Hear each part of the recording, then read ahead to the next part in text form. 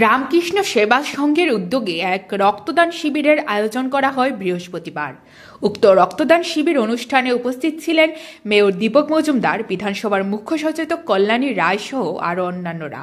প্রদীপ প্রজ্বলনের মধ্য দিয়ে এই রক্তদান শিবিরের সূচনা হয়। উক্ত রক্ত সংকল্প 2024 অনুষ্ঠানে বক্তব্য রাখতে গিয়ে মেয়র দীপক মজুমদার বলেন, রাজ্যে প্রতিনিয়ত প্রতিটি জায়গায় বিভিন্ন সামাজিক সংস্থা, সংগঠন, ক্লাব কিংবা সরকারের পক্ষ থেকেও এই ধরনের উৎসবের আয়োজন করা হচ্ছে। তিনি আরও বললেন, রক্তদান শিবির আমাদের রাজ্যে প্রতিনিয়ত প্রতি জায়গায় বিভিন্ন সামাজিক সংস্থা, সংগঠন, ক্লাব, ব্যক্তি, রাজনৈতিক দল বা সরকারের তরফ থেকেও এই ধরনের উৎসবের আয়োজন করা হয়। আমি প্রথমেই যারা রক্তদান শিবিরে অংশগ্রহণ করেছেন, রক্তদান করবেন এবং আমাদের রাজ্য সরকারের ডক্টর এবং প্যারামেডিক্যাল স্টাফরা যারা সহযোগিতা করবেন রক্তদান অনুষ্ঠানে, রক্ত সংগ্রহে, তাদেরকেও অনেক অনেক শুভেচ্ছা এবং ধন্যবাদ জানাই।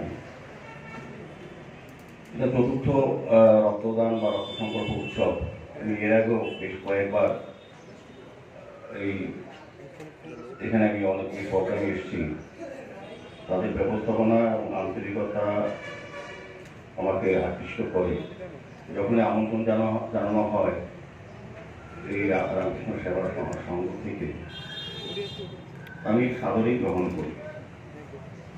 তা আমি সাধুবাদ জানাই এই কারণে, আমাদের রাজ্যে 12টি সরকারি অনুমোদিত এবং 2টি বেসরকারি অনুমোদিত ব্লাড ব্যাংকে রক্তের চাহিদা এবং যোগানোর মধ্যে ভারসাম্য রক্ষা করে এই ধরনের রক্তদান উৎসব বা রক্তদান শিবির। আমাদের রাজ্যের মাননীয় মুখ্যমন্ত্রী ডক্টর মানিক সাহা কয়েক মাস আগে সারা রাজ্যবাসীর কাছে, বিভিন্ন সামাজিক স্বেচ্ছাসেবী সংগঠনের কাছে, ব্যক্তিবর্গের কাছে আমন্ত্রণ জানিয়েছিলেন যে রক্ত দান করার জন্য বা রক্তদান করে আমাদের চাহিদা যোগানের ভারসাম্য রক্ষা করা রক্ত যেগুলো ব্লাড ব্যাংকে, সেটাকে সারা দিয়ে সারা রাজ্যের বিভিন্ন জায়গায় বিভিন্ন সামাজিক সংস্থা, স্বেচ্ছাসেবী সংগঠন, ক্লাব, ব্যক্তি তারা কিন্তু এগিয়ে এসছে এবং এখনো চলছে ধারাবাহিকভাবে। আমি বলবো যে আমাদের এখন রাজ্যে ব্লাড ব্যাংকগুলিতে রক্ত স্বল্পতা বলে যে কথাটা ছিল কিছুদিন আগেও, এটা কিন্তু এখন আর সেই জায়গায় নেই।